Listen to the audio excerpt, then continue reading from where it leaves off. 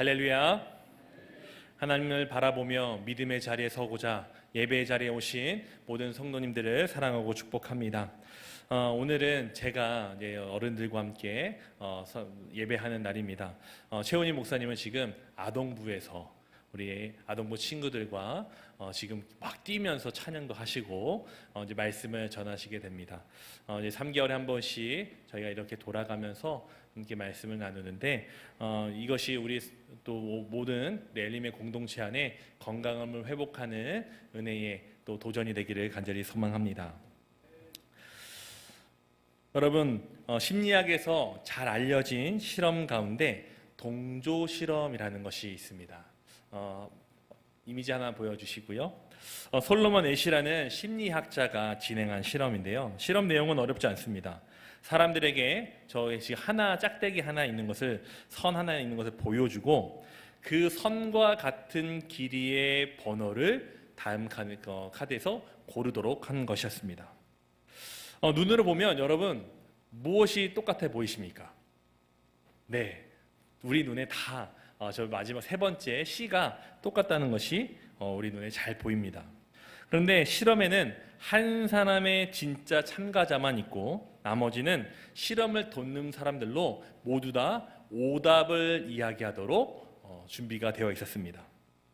그리고 그 진짜 참가자만 맨 마지막에 이야기를 하고 이제 돕는 사람들이 앞에서부터 이제 틀린 답을 이야기하기 시작하는 것이죠.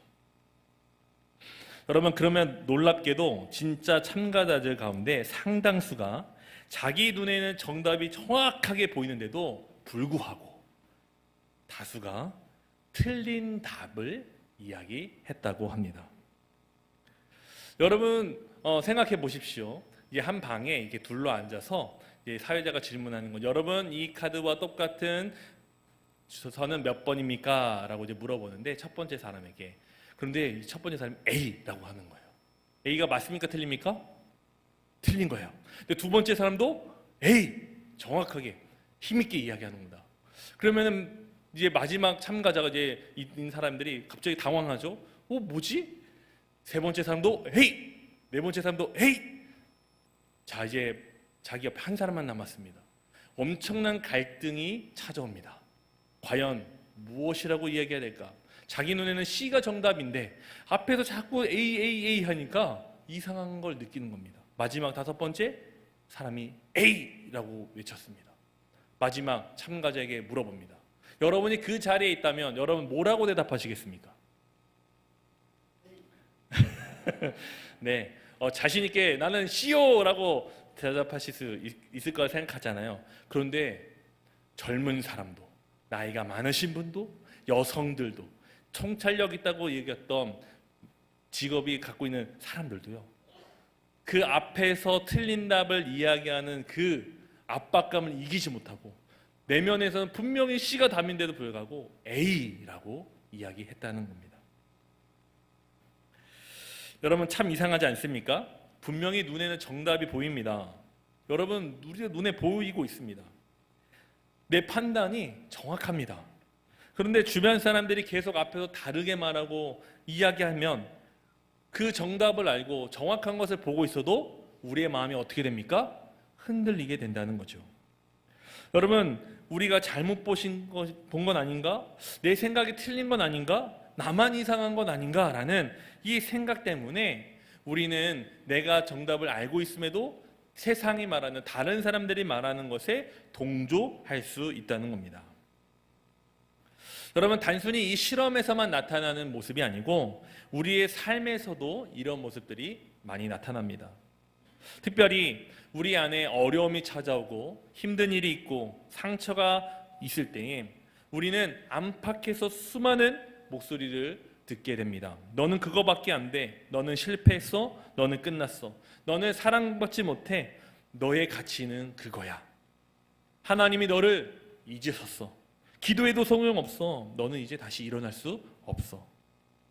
사람들의 말이 그렇게 들릴 때도 있고 때로는 내가 스스로 나를 향하여 그렇게 말할 때도 있습니다. 근데 여러분, 우리는 지금 믿음의 사람들로 이 자리에 와 있습니다. 하나님을 믿는다고 고백도 하고요, 하나님이 살아계시다고 믿습니다. 하나님의 자녀가 되었음을 우리는 확신합니다. 그런데 우리 안에 찾아오는 어려움과 삶의 환경 속에서 우리는 그 고백을 놓칠 때가 있습니다. 그러한 우리에게 주님은 오늘 말씀을 통해 우리가 다시 일어나기를, 그 고난에 머물러 있지 아니하고 그 마음이 무너져 있지 아니하고 하나님 안에서 다시 살아나기를 간절히 원하시는 줄 믿습니다. 오늘 말씀을 통해서 우리가 피할 수 없는 우리의 삶의 그 고난의 시간 속에 그 고난을 아픔으로 이야기하는 것이 아니라 오늘의 말씀의 제목처럼 믿음으로 살 기회를 얻었노라고 도전할 수 있는 저와 여러분이 되기를 간절히 소망합니다. 첫째로 우리는 고난에 대해서 그런 삶을 살기 위해 고난을 좀 더 깊이 있게 이해해야 할 필요가 있습니다. 교회 안에서 때로 우리는 고난을 너무 빨리 해석해 버리려고 할 때가 있습니다.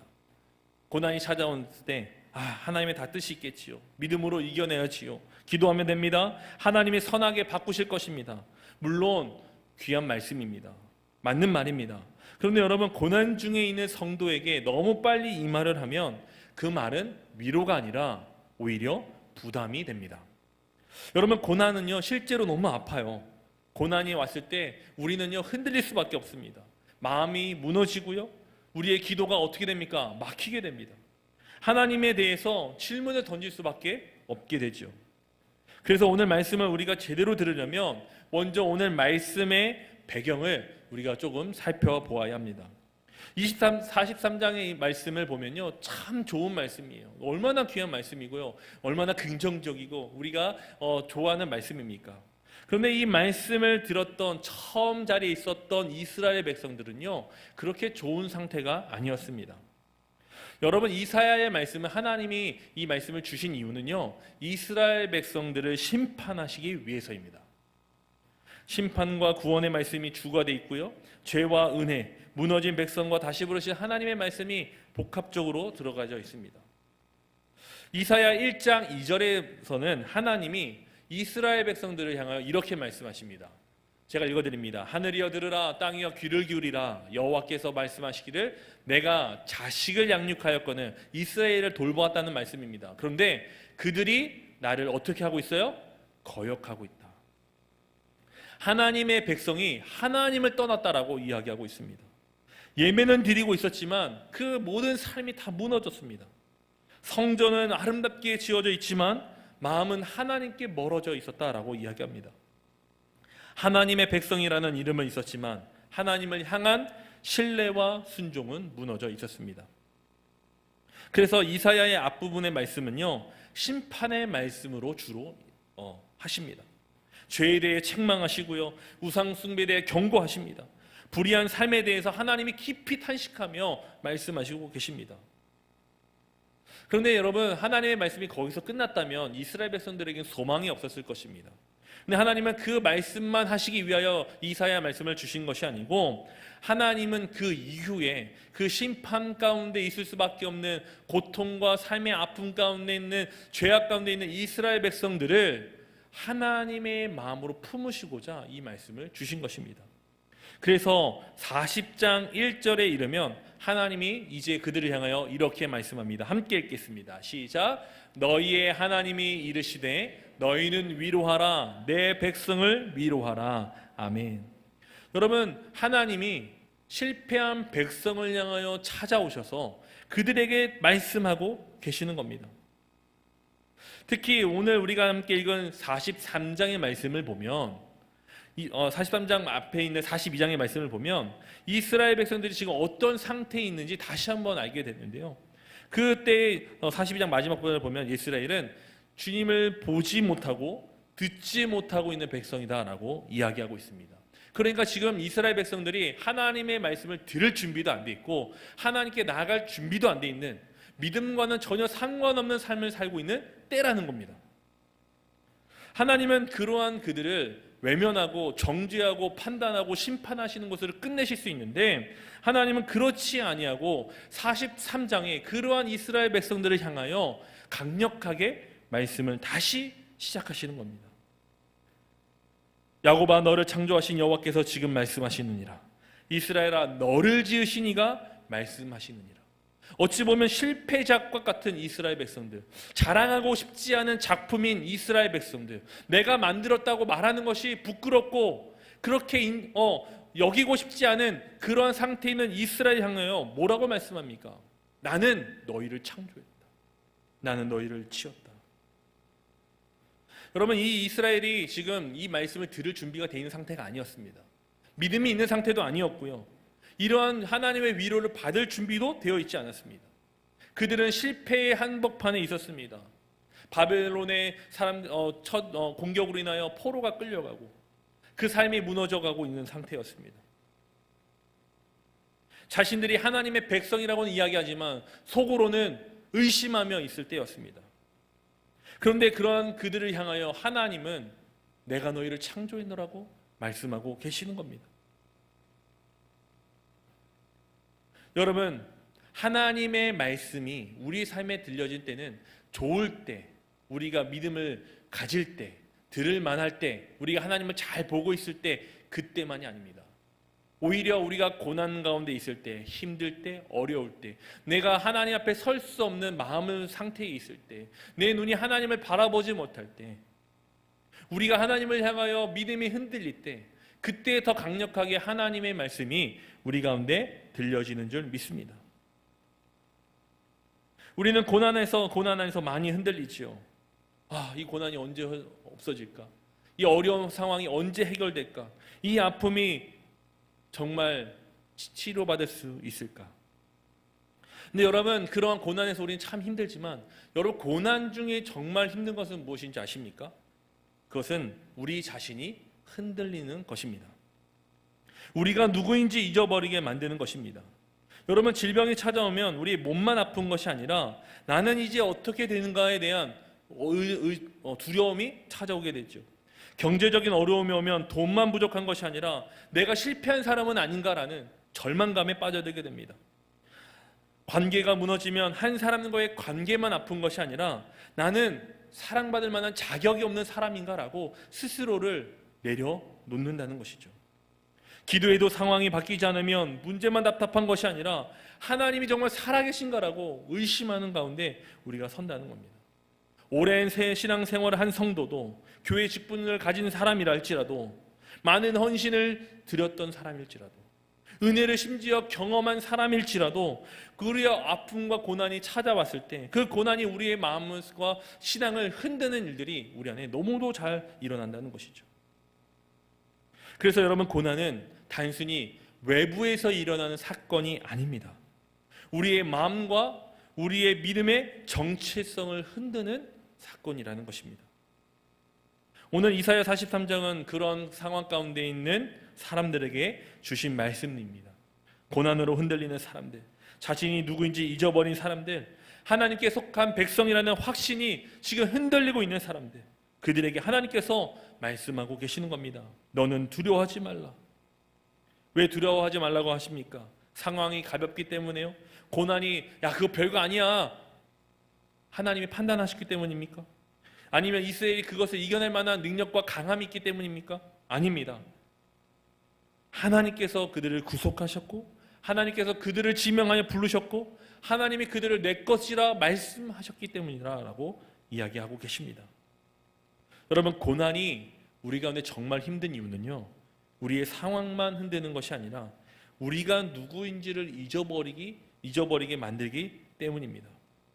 그렇다면 그러한 고난 속에 있는 우리가 이제 어떻게 해야 될까요?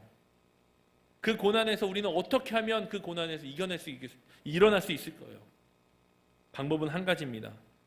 그 고난 속에서 하나님의 말씀으로 고난을 다시 바라보는 것입니다. 많은 목소리가 우리 안에 들려지죠. 사람들의 평가가 있고요, 내 감정의 소리가 있고, 죄책감의 소리가, 두려움의 소리가 우리 안에 들려집니다.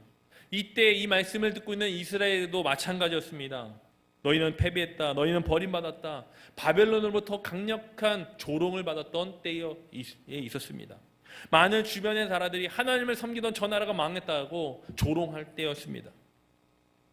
이스라엘 스스로 그래서 이야기했겠죠. 우리는 실패했다, 우리는 더 이상 하나님의 백성이 될 수 없다, 우리가 죄가 크다. 우리가 무너졌으니 하나님도 우리를 버리셨을 것이다. 그런데 여러분, 그러한 목소리가 가득한 이스라엘 백성들을 향하여 하나님은 여전히 동일하게 말씀하셨습니다. 야곱아, 너를 창조하신 여호와께서 지금 말씀하시느니라. 이스라엘아, 너를 지으신 이가 말씀하시느니라. 여러분, 지금 말씀하신다라고 하나님이 이야기하고 있습니다. 그런 상황 가운데 있는 이스라엘 향하여 이야기한다고 말씀하고 있는 것이죠. 여러분, 고난의 자리에서 우리가 가장 먼저 회복해야 할 것은 바로 하나님의 말씀을 듣는 일입니다. 우리는 고난을 세상의 지식으로 이해하려고 합니다. 물론 지식이 필요하지요. 상황을 분석하는 것도 필요하고 문제를 객관적으로 바라볼 수 있는 시각도 필요합니다. 그러나 세상의 지식만으로는 여러분, 우리의 고난을 해결할 수 없습니다. 우리를 살릴 수 없습니다. 우리는 그 또한 고난을 내 감정으로 이해하려고 하죠. 여러분, 감정 중요합니다. 여러분의 감정이 얼마나 중요합니까? 존중받을 만합니다. 그런데 여러분, 감정이 항상 진실의 전부는 아닙니다. 마음이 무너지면 모든 것이 끝난 겁니까? 두려움이 커지면 하나님이 저 멀리 계신 것입니까? 내 마음의 상처가 깊어지면 여러분, 정말 여러분이 가치 없는 사람입니까?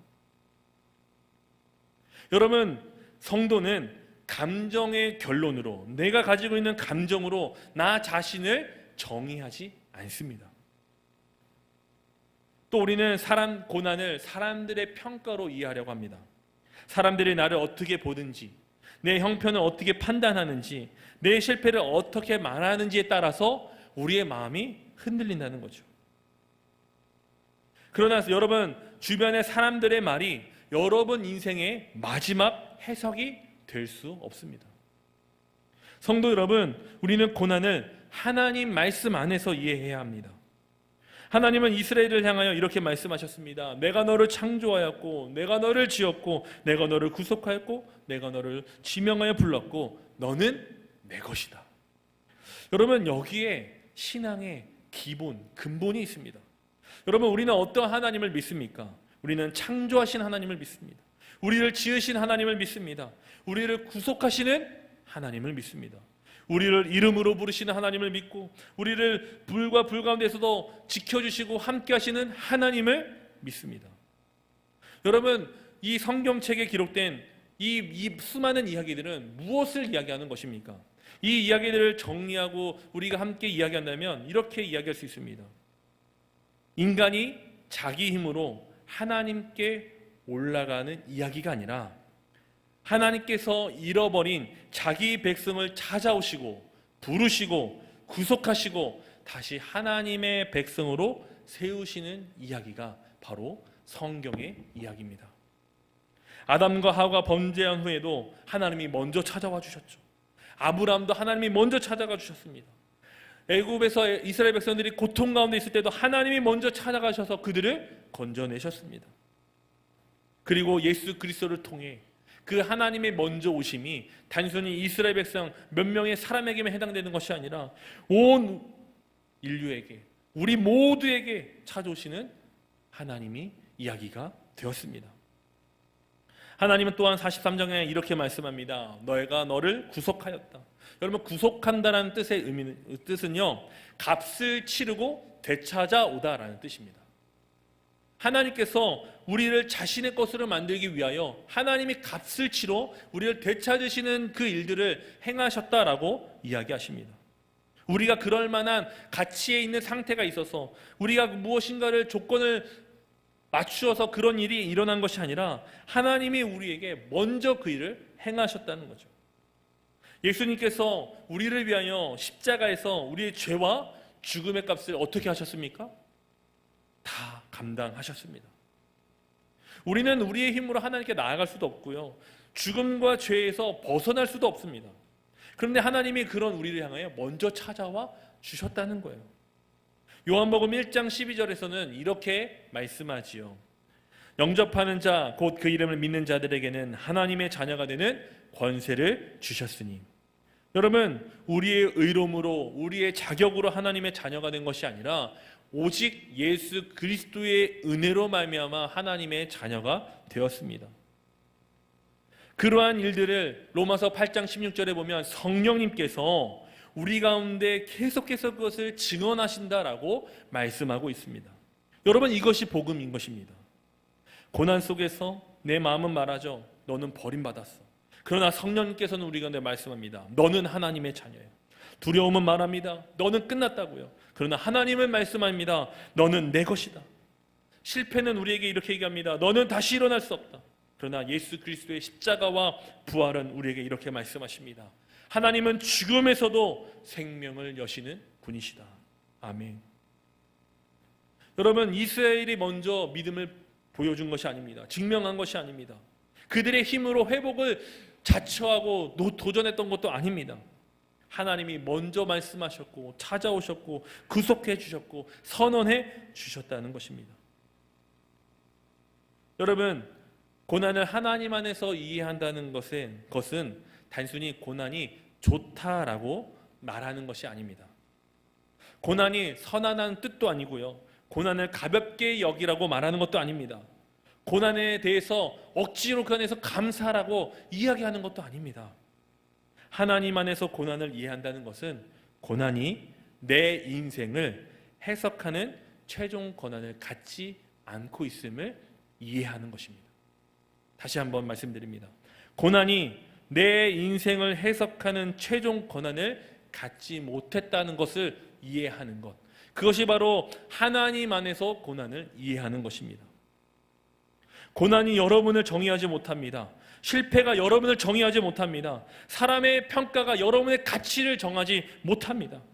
여러분의 감정의 어두운 결론이 여러분을 정의하지 못합니다. 오직 우리는 하나님께서 정의하십니다. 하나님께서 우리를 결정하셨고 하나님이 우리를 가치 있게 여기셨고 하나님이 우리를 귀하게 여기셨습니다. 4절에 보면 이렇게 말씀하죠. 내가 내 눈에 보배롭고 존귀하며 내가 너를 사랑하였다. 아멘. 하나님께서 우리의 존재와 정체성을 결정해 주셨습니다. 여러분, 믿음은 무엇입니까? 믿음은 고난이 없다고 말하는 것이 아닙니다. 나는 어떤 고난이 와도 아무렇지 않습니다. 나는 아프지도 않습니다. 이렇게 말하는 게 믿음이 아닙니다. 믿음은 모든 것을 내가 다 알고 있어요. 괜찮을 거예요. 라고 말하는 것이 믿음이 아니라는 거예요. 믿음은 고난보다 더 참된 하나님의 말씀으로 그 상황 속에서 나를 이해하는 것입니다. 내가 물 가운데 있어도 나는 누구의 것입니까? 하나님의 것. 내가 지금 불 가운데 있어도 나는 하나님의 것. 내 삶이 흔들리고 아픔과 절망이 찾아오는 순간일지라도 나는 하나님께 지음받은 사람이라는 사실을 기억하는 것. 그것이 바로 믿음이라는 것이죠. 여러분, 마음이 무너져도 예수 그리스도 안에서 여러분은 하나님의 자녀입니다. 여러분, 하나님의 말씀으로 이 사실을 잊지 않고 날마다 고백할 수 있는 삶, 그것이 바로 믿음입니다. 그러한 믿음으로 나아가는 우리의 삶에 하나님께서는 하나님의 일을 행하실 줄 믿습니다. 이제 우리는 우리 곁에 있는 고난, 우리의 안에 있는 그 고난이 이제 우리를 절망 가운데 두게 하는 어려움이 아니라 우리가 믿음으로 살 기회가 되었음을 깨닫게 됩니다. 이사야 43장 2절의 말씀을 우리 같이 함께 다시 읽어보겠습니다. 43장 2절의 말씀입니다. 시작. 내가 물 가운데로 지날 때에 내가 너와 함께 할 것이라. 강을 건널 때에 물이 너를 침몰하지 못할 것이며 내가 불 가운데로 지날 때에 타지도 아니할 것이요 불꽃이 너를 사르지도 못하리니. 여러분, 하나님께서는 우리 가운데 내가 물을 만나지도 않을 거고 내가 강을 건너지도 않을 거고 내가 불 가운데도 지나지 않도록 내가 지켜줄게, 내가 그렇게 만들어줄게 라고 말씀하지 않으십니다. 하나님은 우리 삶에 있을 물, 강, 불을 정확하게 말씀합니다. 예수님을 믿는다고 해서 우리 삶의 모든 문제가 사라지는 것이 아닙니다. 교회 오래 다닌다고 해서 모든 관계가 다 평안해지는 것도 아니고요. 기도한다고 해서 모든 응답이 내가 원하는 시간에 원하는 대로 이루어지는 것도 아닙니다. 그러나 하나님은 우리에게 분명히 한 가지는 말씀하십니다. 내가 너와 함께 할 것이다. 여러분, 고난 속에서 새롭게 들리는 하나님의 말씀은 무엇입니까? 하나님은 고난을 없앤다고 말씀하지 않으십니다. 고난 속에서 우리를 혼자 두지 않으신다고 말씀하십니다. 하나님은 우리의 삶에 가득할 물을 부정하지 않으십니다. 그러나 물이 우리를 침몰하지 못하게 하십니다. 하나님은 불을 부정하지도 않으십니다. 그러나 불꽃이 우리를 사르지 못하게 지켜주십니다. 왜 그렇습니까? 하나님 우리를 사랑하시기 때문입니다. 하나님이 우리와 함께하기를 기뻐하시기 때문입니다. 예수님은 우리 고난 밖에서 말씀하시는 분이 아닙니다. 우리 가운데 찾아오셔서 우리의 연약함을 아시고 우리의 눈물 아시고 우리의 시험을 아시고 우리의 버림받음의 깊이를 아시는 분이 바로 예수님입니다. 그래서 성경은 예수님이 우리의 모든 고난 가운데 계셔서 우리를 동정하지 못할 뿐이 아니다라고 말씀하고 계시지요. 우리가 걸어가야 할 죄와 죽음의 가장 깊은 물과 불을 주님이 걸어가셨습니다. 어디서 걸으셨습니까? 십자가에서요. 그 십자가에서 주님은 그 길을 걸으셨고 그 길에서 주저앉고 절망하고 멈추시고 끝난 것이 아니라 어떻게 하셨습니까? 부활의 길을 열어주셨습니다. 이제 우리는 그 고난 속에서 이렇게 고백할 수 있습니다. 주님은 나의 고난을 모르시는 분이 아닙니다. 주님은 내 아픔 밖에 계셔서 그냥 말로만 하시는 분이 아닙니다. 주님은 나를 멀리서 평가하는 분이 아니라 나와 함께 하시는 분입니다. 그리고 성령께서는 오늘 우리에게 역사하십니다. 우리가 기도할 수 없을 때 성령께서 우리의 연약함을 도우십니다. 우리가 하나님의 아버지이심을 잊고 살아갈 때 성령께서 우리가 하나님의 자녀임을 증명해 주십니다. 우리가 두려움의 목소리에 흔들릴 때 성령께서 하나님의 말씀을 기억나게 하십니다. 그래서 고난은 하나님 안에서 새롭게 이해됩니다. 아, 고난 속에서 우리는 하나님이 나를 버리지 않으셨다는 그 사실을 더 확실하게 깨달을 수 있는 것이죠. 여러분, 고난은 참 쉽지 않습니다. 고난을 우리가 맞이한다는 것은 어려운 일입니다. 그러나 우리는 그 안에서 믿음으로 설 수 있는 기회를 얻게 되었습니다. 여러분, 믿음으로 다시 우리가 살 기회를 얻었다는 것은 무엇을 의미합니까? 거창한 것을 이야기하는 것이 아닙니다. 우리가 모든 것을 다 내놓고 난 선교사로 저 아프리카 오지에 가겠습니다라고 이야기하는 것이 아닙니다. 내가 대단한 믿음의 사람이 되었다고 증명하는 것이 아니라, 아픔이 없다고 말하는 것이 아니라, 오늘 내 삶의 자리에서 하나님의 말씀 위에 한 걸음 서보는 것, 그것이 바로 믿음으로 살 기회라고 여러분 오늘 말씀은 우리에게 알려주고 계시는 것입니다. 여러분 이제 우리는 주님 안에서 이렇게 고백할 수 있어야 합니다. 주님, 내 안에 있던 이 두려움, 하나님과 함께 하심으로 이제 내 두려움이 아니라 하나님의 두려움이 되었습니다. 이 문제는 내 문제가 아니라 하나님의 문제가 되었습니다. 이렇게 하나님 앞에 믿음으로 도전하며 나가는 우리의 삶에 하나님은 하나님의 방법과 하나님의 일을 행하실 줄 믿습니다. 이사야 43장의 7절에 하나님은 이렇게 말씀합니다. 내가 내 영광을 위하여 창조한 자를 오게 하라. 그를 내가 지었고 그를 내가 만들었느니라. 아멘. 여러분, 하나님은 우리를 다시 부르시고 다시 세워서 우리가 하나님의 영광을 나타내는 삶으로 나아가도록 인도해 주실 줄 믿습니다. 여러분, 이 말씀을 기록된 말씀을 읽었던 두 번째 청중이 있었습니다. 바벨론 포로에 있었던 사람들입니다. 후대의 신앙 공동체는 이 말씀을 통해 그 포로의 시기 속에서 다시 믿음으로 살아갈 기회를 얻게 되었습니다. 그들은 하나님께 다시 예배할 날을 기대하게 되었고, 그 안에서 세상의 속에서 그냥 적응하며 살아가는 것이 아니라 다시 예루살렘 성전에 돌아와 하나님의 백성으로 살아가시기를 기대하며 눈물로 준비하기 시작했습니다. 오늘 우리에게도 마찬가지입니다. 여러분의 삶 속에서, 여러분의 시간 속에서, 또 혹은 아픔과 어려움, 이해되지 않는 그 상황 속에서 여러분 어떻게 살기를 원하십니까? 오늘 하나님은 우리가 믿음으로 살 기회를 허락해 주십니다. 오늘 그 하나님이 주신 기회를 붙들고 믿음으로 살아가는 저와 여러분이 되기를 간절히 원합니다. 우리 맨 설교의 앞부분에 나눴던 동조 실험을 다시 한번 기억하길 원합니다. 앞에서 틀린 답을 계속 얘기했더니 내가 분명히 답을 알고 있음에도 우리는 틀린 답을 이야기하게 되죠. 그런데 그 실험에 이어서 그 한 사람을 정답을 이해할 수 있게 얘기해 줬습니다. 그랬더니 놀라운 결과가 나왔습니다. 대부분의 사람이 그 틀린 답에 따라 말하는 것이 아니라 자신이 판단한 대로 정답이라고 생각한 정답을 정확하게 이야기했다는 겁니다. 한 사람이 그 옆에서 정답을 이야기해 주니까 그 사람이 흔들리지 않고 그 답을 이야기할 수 있었다는 거죠. 여러분, 수많은 세상이 우리를 향하여 잘못됨을, 우리를 향하여 실패를 이야기할지라도 하나님은 우리를 향하여 정확하게 말씀해 주십니다. 그 말씀을 들으면 우리도 또한 그 정답을 향하여 하나님께서 우리에게 주신 믿음으로 살아갈 능력과 힘을 얻게 될 줄 믿습니다. 오늘 우리에게 주신 이 말씀을 붙들고 여러분의 삶의 자리로 담대하게 나아가십시오.